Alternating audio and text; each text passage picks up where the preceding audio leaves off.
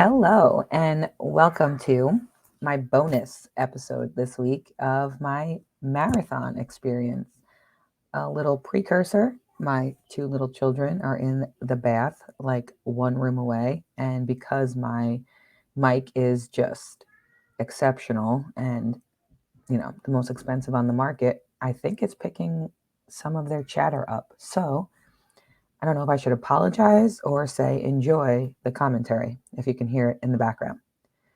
So today's episode was not planned, but we'll throw it in there as a little bonus episode to recap my very impromptu marathon that I just did a couple of hours ago. If you are watching on YouTube, I have wet hair from a shower and I am drinking coffee and water with some electrolytes to replenish myself. But I definitely wanted to share this experience with you guys because it is definitely not your normal marathon training, nor is it anywhere near what I did for my half marathon. So, a little bit of background if you did not listen to my half marathon podcast, right? I am not a runner. I am 5'3", 150 pounds, and pretty much all torso, very short legs. When I sit down and then when I stand up, I don't really change height. All throughout high school, all throughout college. Yes, I was an athlete. So I was, I guess, a good runner in like PE class, like gym standards. Sorry, all my gym teachers. But I was not like a good runner in the athlete world. I was good at my sport. I was not so good at the fitness side. Um, I started to run a little bit post big girl stage and whatnot, ran 2 half marathons. And then I ran my first marathon in 2018, the Hamptons Full.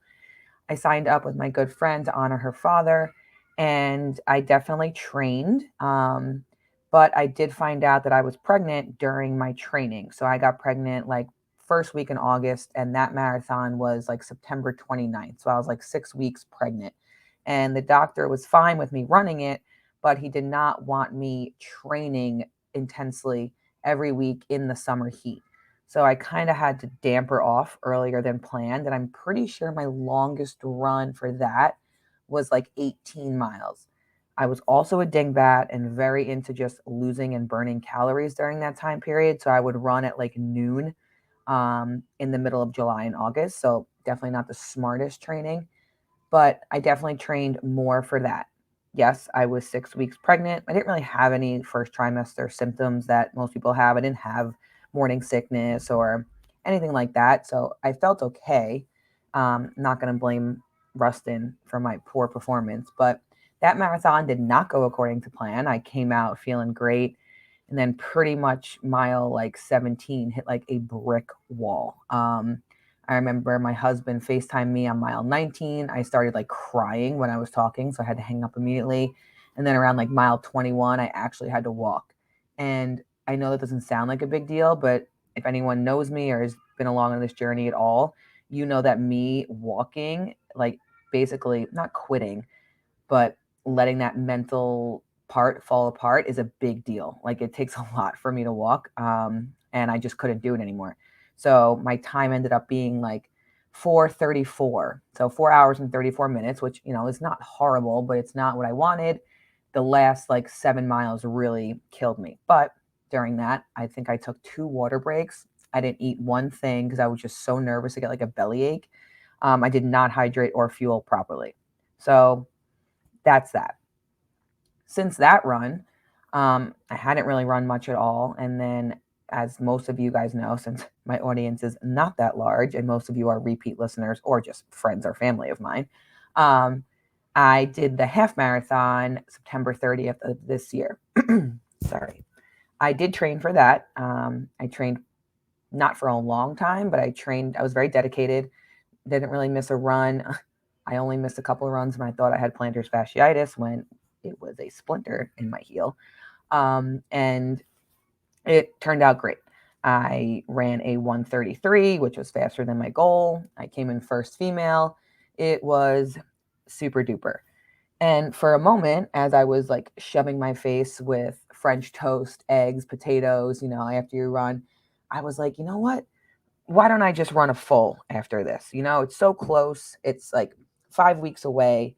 Why don't I just keep going? Because clearly I'm just the world's best runner. Obviously, I came in first in a very tiny local half marathon. But that feeling went away. I got back into the gym. I had some killer lifts, and I was like, no, this is where I'm happy. I am lifting. This is it. So I pretty much told my coach, like, oh, never mind. That idea that I was going to run a marathon is no longer. It was just a fleeting runner's high idea. It's off the table. So weeks go by. I don't run. I'm back to lifting, early morning sessions. I did a session on the elliptical, and then a cardio session on the stairs, but no running. And then my grandfather passed away, 102 years old, Navy vet, firefighter, and my mindset didn't change, but it was just a big life event, and that was 2 weeks ago. And during that time period, during planning his services and whatnot, I also had one of my best friends cancerversary walks. One of my good friends, younger than me, breast cancer, double mastectomy, just not, I don't want to say a horrible situation. Obviously it was, but the way she handled it made it look like, a walk in the park, which is an ode to how strong she is. But we wanted to celebrate her, and we went to one of the biggest breast cancer walks I've ever seen in a Jones Beach on Long Island. Thousands of people, 5 miles, unbelievable. Just the heroes that were walking next to us, and I want to say I'm lucky enough that my friend was there walking with us, and we weren't walking just for her. We went out after. I had way too many pumpkin beers, and then I started yapping. I started telling people that I may run this marathon. I had no intention of doing this, but the drinks got the better of me. I was back on my high, I guess, all pumped up for Ash, and I started yapping and opening my mouth, and obviously everyone was so supportive. Do it, do it, do it. And once you tell people, I mean, you can't really backpedal. So I was like, next morning, I was like, oh man, I told like 5 people that I was going to run this marathon, and I don't want to back out. And it was a veterans marathon. So all the money raised did go to different veteran fundraisers and societies. So that Wednesday, my babysitter and I made a pact. If she ran her first 5K, I would run the marathon. Again, a pretty silly pact. I definitely lost out in that, but we made it and I signed up. So today is Sunday, and I signed up on Wednesday. So that was 5 days ago. Luckily, the Sunday before, not the Sunday of my friend's walk, I did get up and run 10 miles just to kind of see how I felt. I wanted to like test it out just to see if I still had it, even though was like 3 or 4 weeks since I've run, and it felt great. I slowed my pace down, went up nice and early in the morning. My babysitter slash daughter slash sister, Grace, took her bike, rode next to me. It was great. So that made me feel good. And then on the Wednesday that I signed up, I also ran 7 miles. So that was my training from September 30th to now, October, I don't even know what date it is, 22nd. I ran twice, a 10-miler and a 7-miler. So the longest I had run for this marathon was 13 miles. I would 10 out of 10 not advise that plan. I would not advise signing up 5 days before a marathon with no real training. But I love proving that humans can do hard things. I actually think it might have been better for me because I did not have time to think of it. One of my good friends had texted me last night being like, are you ready? And I'm like, she goes, are you nervous? And I was like, to be honest, like not really, because I don't even think my brain and body understand what I'm about to do in a couple of hours. Like I have 3 days to think of it, but I also, I was teaching full time, running my company, being a mom, being a wife, doing errands. Like I didn't have time to think that I was about to run 26 miles with minimal training. So on Friday, me and my husband did a nice date night and did contrast bath therapy. So we went to our friend's jujitsu gym, and we did 3 minutes in the ice bath at 34 degrees. I literally couldn't catch my breath. I was trying to talk and I couldn't. And then after the 3 minutes, you go into the sauna, which was set at 210 for 20 minutes. So you do the cold bath, then the sauna, the cold bath again, then the sauna, and then you end on the cold bath. And the last time you go in the cold bath, you kind of stay in until you're shivering, like uncontrollably. Um, that was one of the hardest things I've ever done. That cold plunge was brutal. I hate cold things. I take my showers at like Satan temperature. Just not something I like. But I stepped out of my comfort zone. I was promised that it would make my legs feel good, so I went for it. I definitely felt nice on Saturday. I wouldn't say I had extra human strength, but I'm glad I did it. Also on Saturday night, so yeah, Saturday, I did all my meal prep. So, because I have work tomorrow, right? So I got that out of the way. And then my husband / coach, I would say my fuel coach for this race. We took a ride through the course because he ran this course 2 years ago. And he had hidden water bottles filled with Go One More Sport by BPN, Nick Bear's company. It's like a carb drink. So he put them in water bottles all throughout the course with a goo wrapped or rubber band around it. So he's like, you have to do this. There's just not enough aid stations. Water's not going to be good enough. You need carbs. You need these goos. So he did that for me on Saturday night. We took a family drive and we hid 3 water bottles around mile, I think it was like mile 10, mile 15, and mile 21. So that was great. And then we came home and I had a good old high school pasta party, right? I mean, Lord, if I am going to run another race, which I don't think I am, the food is worth it. I had rigatoni, I had bread, and not saying that these things are bad and you can't have them, but you all know how I like to eat, so I can't just have like 4 rigatonis. If I'm going to go for it, I'm going to go for it. And let me tell you, I went for it. It was delicious. So then Sunday, I wake up, I get my coffee ready. I had an Eggo waffle, another delicious thing, and then an English muffin. Got my outfit on, got all set, and headed to the race. Still very not realizing what I was about to do.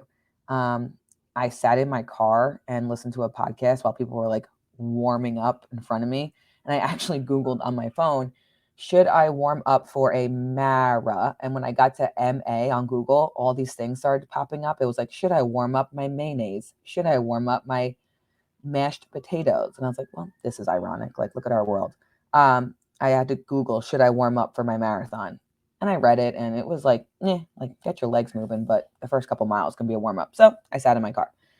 I did take like 16 trips to the porta potty because I had like the nervous peas. And then I started to realize, like, wait, my bib number is 11. Like, I signed up 3 days ago.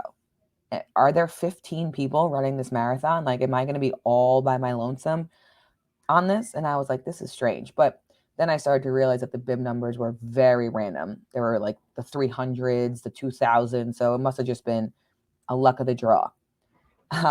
So I downloaded a book on tape because you know that's what I like to listen to get my mind going. My good old friends Lady and Cora suggested a good murder mystery-ish book, so bought that and set up my headphones. Oh, crud. I just remembered I left my sweatshirt at like you can like drop it off in a bag and pick it up on your way back. I did not pick it up. Shucks. Well, Amazon zip up. Hopefully they enjoy it, extra large. So I dropped off my sweatshirt because it was cold and lined up. So many people, way more than the half marathon was on September 30th, did the cool national anthem. A veteran spoke and we were off. And I'm not going to lie, I had my first moment of like self-doubt, like mile 2. I was like, oh boy, like I don't feel exceptional right now. And I should be feeling exceptional if I have 24 miles to go. And I did not, but just kept going. It was actually very interesting for me because I have a big problem with people passing me. I don't like it. It's the competitive part of me. It's why I was able to do so well on the half marathon because I kind of started in the front and I refused to let anyone pass me. But I had to let people pass me in this because there was 10K runners, which is 6 miles. There was half marathon runners, which is 13. And then there were marathons. So those people were going to go quicker paced. And I had to get over the competitiveness part in me. Let them pass you. Do not go faster than you planned on, or else you're going to burn out. So I really had to keep telling myself that and swallow my pride a little bit and just be like, that's okay. Let her go. Let her pass you. Let her pass you. It'll be okay. She's running a different race. Don't worry. So definitely a lot of self-talk there, which I know sounds crazy, but just, again, I said it 74 times, the competitiveness in me. So I did find they had pacers, which was awesome. The only other race I've ever seen a pacer in was my half marathon in San Diego, and super helpful. So I found the 350 pacer. They had them every like 30 minutes. So the other option was like 420. And I knew I didn't want to do that. I really wanted 4. So I just kind of stayed with the 350 person. And I was like, all right, if I fall off at the end, that's okay. So I stayed pretty close to him and the little group that we had. There was like 6 of us. And we head, no, first 6 miles, first 7 miles. And I'm about to look for my first bottle. And it's gone. I don't know if an animal got it. I don't know if like the police that, set up things late night or did like, a walkthrough saw it and didn't trust it. So they took it. I don't know if a runner was like, oh, jackpot, nice water bottle with Go One More Sport and a goo rubber band. It's mine. So it was missing. I texted my husband and called him and I was like, the first bottle's gone. Like, dang it. So kept going. Running up the Robert Moses Bridge. And if anyone's listening to this that's not from Long Island, it is a bridge that connects Long Island to another barrier island called Fire Island. And that's like how we have our ocean. So it's like a 1.5 mile long bridge. So cool. We drive over it all the time to go to the beach, but it's not a walking bridge. You cannot walk over it. So that was really cool. Minus the winds were like 30 miles an hour. And I knew going into this, they were going to be really strong. Everyone's reactions were like, oh my God, it's supposed to be so windy tomorrow. And I was like, I know. And it was windy. Let me tell you, my braids were whipping. I FaceTimed my husband and the kids, and they could barely hear me because of the wind. You couldn't even trail off someone because the direction it was coming. Supposedly it was northwest north, which makes no sense to me. Because it was blowing in our face. And I thought northwest north would mean it was coming from the north, but I think that means it was going north. I don't know. I took earth science 25 years ago. So rough up on the bridge, got to the top, windy, even going downhill was super windy. And then that rest of that stretch was wind in your face. Then we get down the bridge and we start running on a parkway called Ocean Parkway. And it is right into the wind once again. And it's like a 6 mile just straight. That's it. No turns, no people, because it's a parkway. The parkway is not closed down because there's a bike path and you're just running on the bike path. Not the most exciting. No one on the road's cheering for you. It is pretty views, but I mean, that gets old eventually. If you are not from Long Island, you may know this reference. It is where the Gilgo Beach is. So the Gilgo Killer, the Netflix series that's probably going to come out soon, that's where we were running. So my other plan was if I didn't swan dive off the bridge out of pain, I was just going to see if another Gilgo Killer was available at the time. But I was able to power through. We did this loop where my other water bottle was supposed to be, and it was not. So I'm 0 for 2. And like my goos were attached to those. I did have some goos in my pouch, but I planned on having those goos with those carbs in that water. So second one, gone. Called my husband again. I was like, second one, stolen or raccoon ate it or cops got it. So I'm 0 for 2. And at this point, I told my little pacer crew what was happening because they saw me like look in the woods. They're like, what? And I was like, well, my husband and I hid these bottles last night with carbs in it and a goo, but they're missing. They're like, that was so smart, but not so smart because they weren't there. So now we're running, staying with the person. My legs are 1000% hurting at like mile 7, and not hurting, but like I feel them. Like I feel my Achilles, I feel my hamstring, my butt a little bit. And that didn't make me feel good because I had so much more left. But whatever, it's just, 4 out of 10 pain, I guess. And then we get to where my third water bottle was supposed to be. And like as right now, like the whole little pacer crew was like cheering for me, hoping it's there. And it was. So my third water bottle was there. Everyone got so excited. I was able to drink some of it. I had my goo, and then I just put it on the other side of the bike path because we did have to go like 4 more miles, turn around, and pass the same spot. So because I knew I didn't have any other water bottles lined up for me, I didn't want to drink all of it at once. So I threw it to the side, and that was that. But that was a fun little morale booster. Um, so not much happens then. I'm just running, running, running. We turn around. I'm 2 podcasts in. I decided not to do the book on tape because I did start it and I had to focus and I was not focusing. I was like looking at scenery. I was talking to my pacer friends.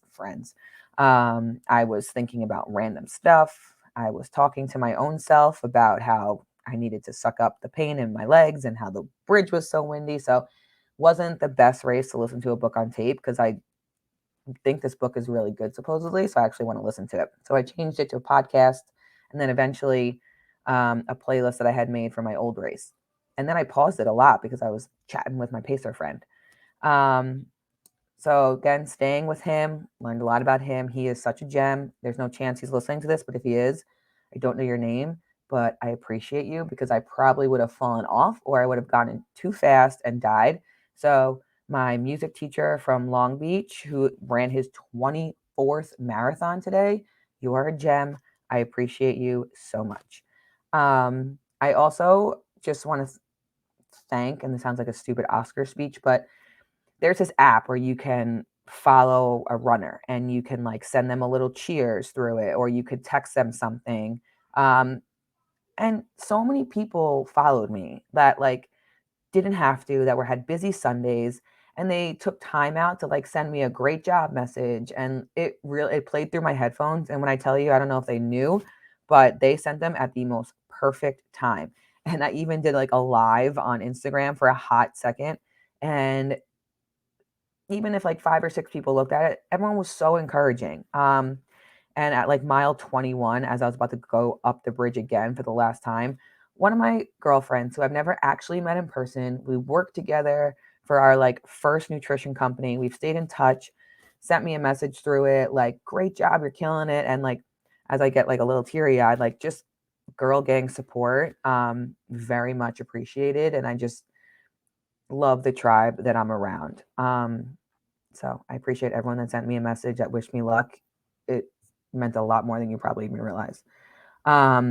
So as I'm going up the bridge at mile 21, I'm 1000% like in pain. Like every ounce of my lower half is like hurting. And it's not like, I guess it is pain, but it's like achy. Like I feel my Achilles and my calves. My calves never get sore. My butt is a knot. My hamstrings, my feet are like tingly, right? It's just not enjoyable.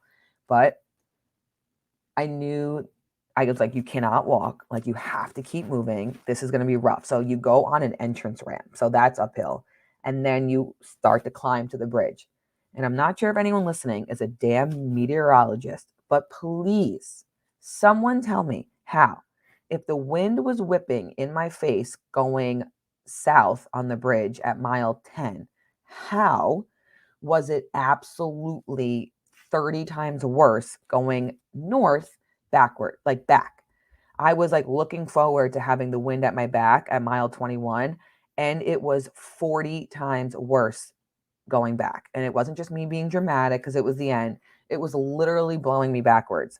I was up to like a 9:15 pace. I was actually cursing out loud, like giggling, like, how can this be fucking serious? Right? Like, this is insane.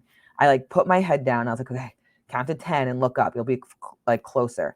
It was horrible. I FaceTimed my husband for like a hot second. The wind was so bad. I could not hold my phone. We had to hang up, but it was brutal. I literally felt like I was running in quicksand. And the bridge is a big ass bridge.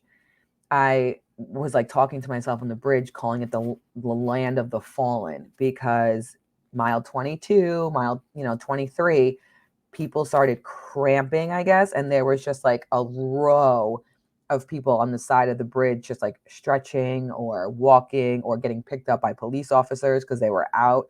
It was really like, someone called it the Widowmaker, right? That last push over the bridge with that wind, people were just like, yep, that's it. Ran far enough. See you later. Can't do it. My psycho brain that actually helped me because I wanted to feel not better than them, but like that I made it. I pushed through. I feel like shit. My legs hurt, but I'm going to keep going. I'm just going to keep fucking going because there's 4 miles left. I did all this. I have to finish, right? And I was at a decent pace. So I ended up passing a lot of people on the bridge. And then finally the bridge ends. And my husband had told me that they were going to offer soda at some of the water stations past mile 12 or something. And I was like, soda? He's like, yeah, supposedly like Coke or Pepsi is like a great thing to have, for the caffeine, for the sugar, for the carbs. And I was like, really? I would be nervous for my stomach. He's like, no, I think they make it flat. And I was like, all right, whatever. And I like didn't think much of it. And then mile 24, there was the last water station. And they were like, Gatorade, water, Pepsi. And I was like, you know what? Fuck it. Pepsi. And I grabbed the cup of Pepsi. And when I tell you, it was the best pick me up ever. I don't know if it was more a placebo effect, but the fact that I like chugged a little cup of Pepsi, I was like, heck yeah, like, woo. And I just felt good. It probably because the wind was no longer whipping in my face and I was on flat ground.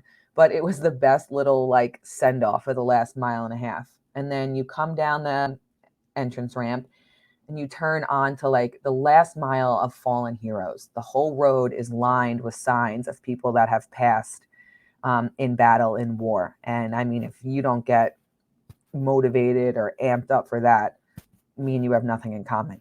So I'm looking at all their signs and I'm like, fuck your legs. Like, are you kidding me? These people would give anything to be here right now. So I start to push it. I feel good.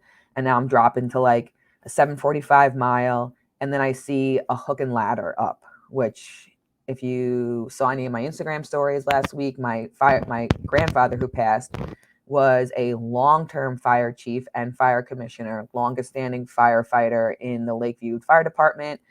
The firemen did a whole procession with hook and ladders all over the town. We drove through it. Firefighter was his thing. That was his label. He was known as chief. So that was another like sign for him, which was really cool. I took a video of that and I was just going for it. So I put the pedal to the metal, and somehow this is bizarre, but I swear I felt better moving faster. I don't know if it's because my legs weren't in contact with the ground as often or if I was just jacked up on that Pepsi. But I felt so much better in my body moving faster. I feel like if there was 3 more miles, I probably could have made it. So I'm on that last stretch. I see the turn, I see the finish line. And then with like 100 yards to go, I see my little nuggets. My husband, my 2 kids, Grace, my mother and father-in-law were there. It was really nice. Turned the corner and finished in like 3:44. So I had a goal of 4. I did better than that. I did not think I would due to my lack of training and the fact that I just didn't have the miles. I wasn't worried about my lungs. Like, I wasn't worried that I would get tired. I was worried that just my body wouldn't be able to handle the pounding for 26 miles, right? I'm no string bean. I'm bulky, LOL, B word. And I just, your body needs to get used to that stuff. Your knees aren't meant to just go run 26 miles. And we all know, well, we all don't know, but I have pretty shitty knees and, injuries from soccer. So that was my biggest fear. And again, looking back at my 2008 marathon, when I did train and I fucking hit a wall, I did not think I thought 4 would be a great goal. So yes, I did better than that. I was proud of myself. I actually told myself I was proud of myself on like mile 25. I was like, great job, Siege. Like, I'm proud of you. You didn't really train for this, but you're kicking butt. As you still bombed, you still teached. That's not a word. You still owned your business. You still were a wife. Like, you had all these things on your plate, but you did it. So I actually told myself I was proud of myself, which was super nerdy, but I needed it. Cross the finish line, get my medal. They put that like metal, was it like the aluminum thing on you? I'm so awkward. I like didn't know how to hold it on me. So I just held it in my hand. And then the best part is I go right to the bagel line. I get my half of everything bagel with peanut butter on it. And my little kids come running over to me. My daughter hugs me and then instantly opens her mouth and goes, and steals my whole bagel. But I mean, what is more true than being a mother, than giving your food up, even after you run 26.2 miles? And that's really it. My legs were super shaky. I stood up on the podium to like take a picture with my kids and I was a little nervous. I wasn't going to get down. I did come in second in my age group. So not overall. I think I was like 14th overall female. But again, for a pretty big race, I will take it. I definitely know I could have done better if I trained. I don't think I'm going to train and do another one. But I was proud of myself. It was awesome. I had crazy support. My husband was like the most supportive thing in the whole world. I think he told me he was excited for me 45 times. He was like a little kid on Christmas for me to run. Um, and this is why we are different. If he beat my time, I would have been so bitter, but he was legit proud of me. My legs were shaky. They're good now. And being true to any mother out there, I came home. I did dishes. I packed my kids' lunch for tomorrow and did some laundry. But I did shower. My hair was hysterical. And now I'm here doing this before I forget. And that's really the whole story. I just wanted to recap what it was like. You can do hard things. That is 99% of the reason why I did this. Yes, on top of I opened my mouth too soon after some beers and grandfather passing away. But we are so capable of doing hard things. We are so capable of changing our identity. And actually, during one of the podcasts I would listen to, they were talking about the fact that we are so lucky to make these choices. Like, instead of bitching and moaning that I was running and being in pain, like, how about I focus on the fact that I'm able to choose on a random Sunday in October to go run 26 miles? Like, so many people don't have that choice. He brought up soldiers at Leningrad that for 2 like months straight, so they wouldn't die of starvation, they were fighting for their country. They mixed sawdust and human feces together to eat.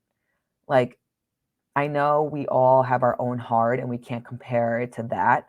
But as I'm listening to this while running, I'm like, you little bitch, keep moving. Like, look what other people go through. And then I passed a woman who was running with stage 4 cancer and like people doing the marathon in, race wheelchairs with no legs. Like, again, I understand that we don't all have the same problems. And that doesn't mean your problems aren't validated and they're not hard, but it just put things in perspective. And I'm so lucky that I'm able to probably wake up in so much pain tomorrow from this, and that I had people supporting me and people cheering me on. So do something hard, challenge yourself, get uncomfortable. You're going to surprise yourself 99% of the times. And even if you fail or you don't do as well as you thought you would, you did something, right? The whole part of this podcast, you did more than zero. You don't need to be 100%, right? I could have probably trained and done better, but I'm okay with this. And that's really it. I hope this was an interesting one to listen to. And I will put an actual YouTube video up of this. I did take some video, some real shisty videos. I'm no videographer, that is for sure. And another reminder that my app does have a running and lifting hybrid program, as well as a couch to 5K. If this is getting you, there's perfect time for the turkey trots, right? Be that family that runs the 5K on Thanksgiving. You have plenty of time to train. You have over a month. So download the app, do couch to 5K, run that turkey trot on Thanksgiving. I'll do it with you virtually. And also, I am launching a holiday accountability challenge. I think it starts November 14th or the 12th, whatever Saturday that is. But it's teams of 5, and it's not a weight loss challenge. It is an accountability challenge. So you and your team are going to keep each other accountable during a time that people are afraid of, right? You're going to still go to the gym. You're going to get steps in. You're going to focus on protein. You're going to have 1 Christmas cookie, not 40. And yes, there are prizes for the team that walks the most, the team that has the best transformation pictures, the person that, loses the most weight or weight percentage. But this is not a weight loss challenge. It's a habit challenge. So you're not starving yourself during the holidays. You're learning to enjoy it. But I want the holidays to start to become something that people look forward to, both for family and good reasons and for food reasons. It shouldn't be, yay, I love Christmas, but I'm so afraid to gain 5 pounds. So this accountability challenge, you will gain full access to my app.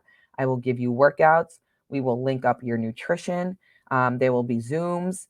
There's so much, and it's only $40, and it's over 2 months of access to my app. So that's like half off. Plus, you're getting Zooms. Plus, you're getting nutrition guidance when you need. You're in it with your team. There'll be random prizes. There'll be obviously the big prizes at the end. I will put up the link for that in the show notes as well. But get a group of 4 and you together. Hold each other accountable. It's a fun thing to do. Maybe start your New Year's resolutions 2 months early, right? How about November new me, not New Year new me, right? Why not make it 8 weeks earlier? So thank you again. My running career has come to an end. I'm not sure what I will do next. Maybe I'll just work out. My husband wants me to do the swim across the bay next May, and that's a hard no. In case you guys don't know, I hold my nose when I dive in the pool, or I pretty much just roll in like a watermelon, right, Lady and Cora? But that is it. When I figure out my next challenge, I will let you guys know. But thank you very much. I hope you enjoyed listening. And then next Wednesday, I believe, is my holiday mindset podcast. So that should be pretty informative, but it's just the mindset part. We'll do a whole nother podcast on the food. All right. Have an awesome night. Thank you for being here. And remember, you don't have to be perfect, just better than average.